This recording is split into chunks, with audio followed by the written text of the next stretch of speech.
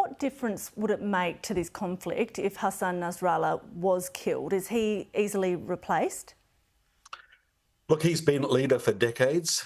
If it's not just him, but as it's been reported, there's likely lower levels of leaders also taken out. If a large part of the leadership core and the leader is taken out, then whilst it's often acknowledged that taking out leaders doesn't end the threat of terror attacks, if you take out enough quickly enough, it can destabilize a group. So this is not going to be a knockout blow to Hezbollah if the leader has been killed.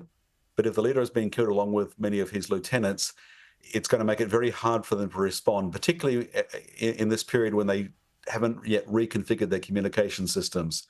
So that means that Israel is likely to press on. They're likely to press on with a ground operation, not necessarily to occupy, but to try and move ground forces in and take out further Hezbollah leadership and command posts in the south of Lebanon, and try and so degrade the capacity of Hezbollah that they eventually get to a point where they can call for a ceasefire and the rockets stop firing at northern Israel and people can move back into the north. That's clearly what they're hoping. I mean, it's easier said than done. At the moment, they're well ahead. Now, the US, Australia and others in the international community have called for a ceasefire in Lebanon. There are no signs of that happening. What do you think it would take for that to happen? Yeah, it would take, I think, a very decisive shift in favour of Israel feeling confident. It's been reported, and we can't really know this for sure, that Prime Minister Netanyahu was in favour of a ceasefire deal, but faced such back pressure from the far-right members of his cabinet who said they would leave the coalition if he went ahead with that he backed off and said that it wasn't discussed with him.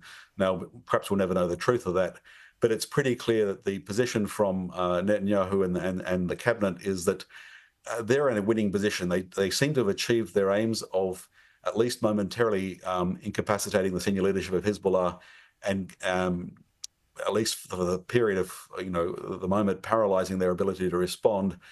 And so they're going to press ahead with the offensive.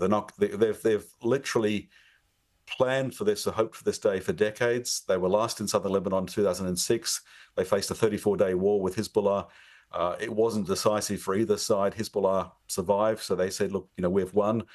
Israel went home. That was just 6 years after leaving an 18-year occupation. Of course, that began in 1982 when Israel laid siege to Beirut, and that saw the birth of Hezbollah.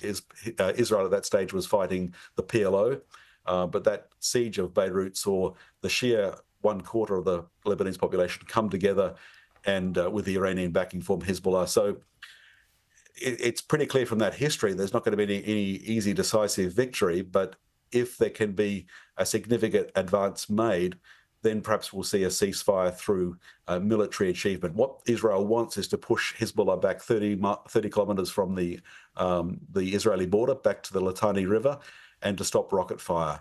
And, the hope was that would be achieved through diplomatic means. It's looking at this stage they're going to go ahead and try and achieve it through military means. We'll be watching closely. Thank you so much for your time. That's Professor Greg Barton from Deakin University. Thank you.